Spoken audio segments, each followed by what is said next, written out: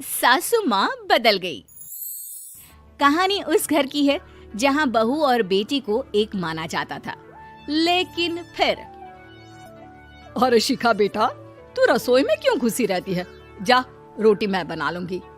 नहीं नहीं माँ जी, आप बैठिए, बस सारा खाना बन ही गया है। श्वेता को बोल देती हूँ, वो खाना लगा देगी सबका। सॉरी भाभी, मेरे पास वक्त नहीं है। माँ, मुझे पैसे देना, पार्लर जाना है। हाँ हाँ चली जाना, भाभी को भी ले जाना। वो भी जाने को बोल रही थी पार्लर, पर पहले ना मदद कर दे उसके खाना लगाने में। देख माँ, वो बहू है, उसे बहू रहने देना, इतना सर पर मत चढ़ा भाभी को। श्वेता, ज्यादा मत बोला कर। बहू और बेटी में कोई फर्क नहीं होता है। जा जाकर काम कर। ननद को माँ का भाभी से इस तरह प्यार करना बिल्कुल अच्छा नहीं लगता। वो बार बार किसी न किसी तरह माँ को भाभी के खिलाफ भड़काती रहती, लेकिन कोई फायदा ना होता।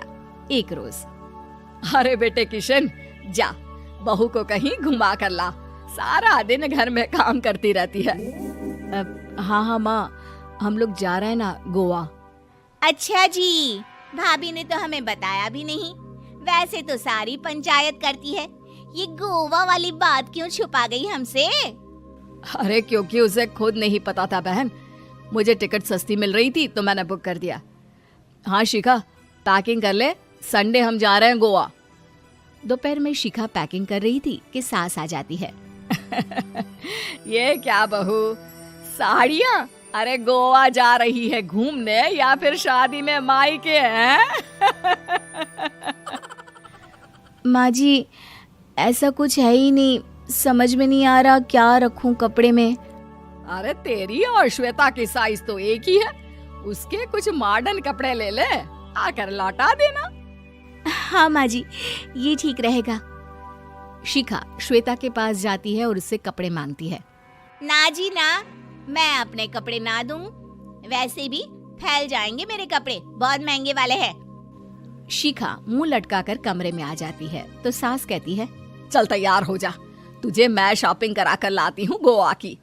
बस फिर क्या था, सास बहू निकल जाते हैं मार्केट और एक से बढ़कर एक ड्रेस खरीद कर घर आते हैं। पहले बता देती कि नए कपड़े दिलाने वाली है भाभी को, तो मैं अपने ही दे देती ना भाभी को, मुझे दिला देती नए कपड़े। देख श्वेता, परिवार का मतलब सबके साथ रहना होता है, ना कि सिर्फ अपना सोचना। वैसे भी तुझे अच्छे संस्कार सीखने चाहिए। और रही बात कपड़ों की, तो शिखा, आज से घर पर भी तू मॉडर्न कपड़े ही पहनेगी। कोई जरूरत नहीं है ये साड़ी वाड़ी लपेटने की। अब क्या था, घर पर श्वेता और शिखा एक जैसे रहते। एक बार पड़ोसन आती है। अरे बेटा, अपनी माँ को तो बुलाना, जरा बात करनी है। शिखा सास को बताती है और रसोई में चली जाती है। ये आपकी बेटी बहुत बड़ी हो गई है, इसके लिए एक रिश्ता है, कहो तो बता दूं। ये बेटी नहीं बहू है, घर में सब एक जैसा ही रहता है। वैसे मेरी बेटी भी बड़ी हो गई है, कोई रिश्ता हो तो जरूर बताना। पड़ोसन रिश्ता लेकर उन लोगों के घर आती है। तब श्वेता की होने वाली सास कहती है, तो ये घर है, कितने मंजिल का है? और ये बहू ने आपकी क्या पहन रखा है, जीन्स टॉप? अरे भाई, साड़ी वाड़ी नहीं है क्या इसके पास? देखिए, सर्दी है तो साड़ी में बहू कैसे मैनेज करती, वैसे पहनती है साड़ी भी। देखिए, हम लोग ठहरे पैसे वाले लोग, कोई कमी नहीं है हम लोगों के पास पैसों की, बहुत पैसे हैं, जमीन, नौकर चाकर, कार, सब कुछ है, लेकिन घर में संस्कारी बहू चाहिए। समझ रही हैं ना आप? सास कुछ कहती कि श्वेता बोल पड़ती है, हाय रे, नौकर चाकर से लेकर जमीन, कार, पैसा, हाँ हाँ, मुझे रिश्ता मंजूर है मुझे। अरे रुक जा श्वेता, मैं बात कर रही हूँ ना। देखिए, हम लोगों के घर इतनी आजादी नहीं मिलेगी।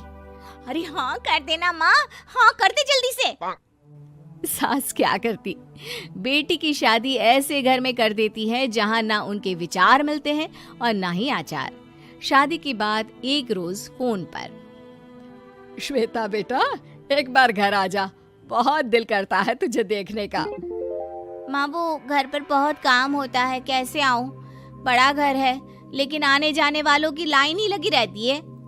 बेटा मैं तो जानती थी उस घर का हाल, लेकिन तू ही नहीं मान रही थी। माँ देख, हर घर का यही हाल है। तेरी बेटी को यहाँ घूंघट हटाने की परमिशन नहीं है और एक तरफ भाभी स्कर्ट पहनकर घूम रही है। बेटा मुझे क्या पता था कि मेरी बेटी को ससुराल के नाम पर पिंजरा मिल जाएगा। अच्छा माँ, फोन रखती हूँ, सास को गर्मा गर्म रोटी खिलानी है। तुम लोगों की तरह नहीं कि एक रोटी बनाओ, एक सब्जी बनाओ, फिर सारा दिन फ्री होकर घूमो। सास फोन तो रख देती है, लेकिन सोच में पड़ जाती है कि एक तरफ बेटी जिसे कोई आजादी नहीं, वहीं दूसरी तरफ बहू जिसे देखकर लगता ही नहीं कि उसकी शादी भी हुई है। अगले रोज। शिखा, अरे ओ शिखा। हाँ माँ, क्या हुआ? कुछ चाहिए आपको? मैं जिम जा रही थी। जिम के कपड़ों में बहू को देखकर सास को घूंघट में अपनी बेटी का ख्याल आता है। देख बहू, घर में बहू की तरह रहा कर। इतने टाइट कपड़े पहनकर जिम जाना पसंद नहीं मुझे।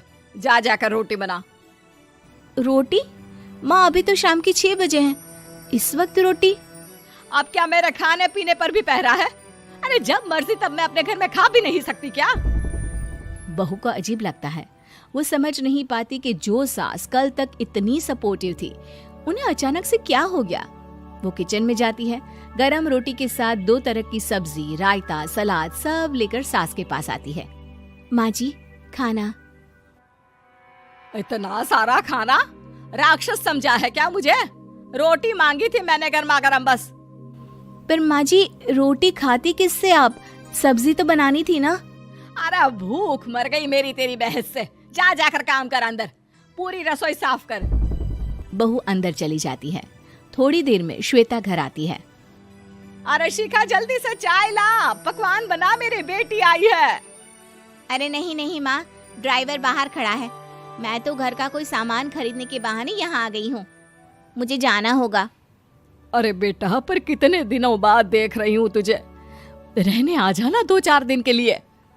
आ जाऊंगी माँ, जब मेरी सास मरेगी तब। मैं तो रोज मन्नत मानती हूँ कि मेरी सास मर जाए तो अच्छा है। अच्छा चल, जा रही हूँ माँ। हे भगवान, कैसे कैसे दिन देखने पड़ रहे हैं मेरी बेटी को। सास अंदर जाती है, जहाँ श्वेता की जिम वाली सहेली का फोन आया होता है। क्या बात है, आज जिम नहीं आई? अरे पता नहीं यार, आज माँ को क्या हो गया अचानक। पर खैर कोई नहीं, लगता नहीं कि मैं अब जिम आ पाऊंगी। शिखा स्पीकर पर बात कर रही थी, जिसे सास सुन रही थी। यार ये सास ना होती ही ऐसी है। मैं तो कहती हूँ बुढ़िया जल्दी मरे और तू आराम से जिए। शिखा को सहेली की बात पर गुस्सा आ जाता है। माँ के मरने की कौन सा बच्चा दुआ मांगता है मोहिनी? आगे से ऐसी बात मेरे सामने मत करना। हमारे घर की शोभा ही माँ है।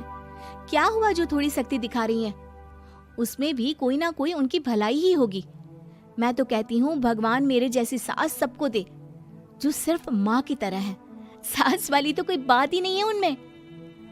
सास ये बात सुन रही थी। उनकी आंख में आंसू आ जाते हैं कि क्यों वो बेटे की किस्मत में बहू को भी भागीदार बना रही थी। शिखा, अरे ओ शिखा, क्या हो गया? जिम नहीं जाना क्या?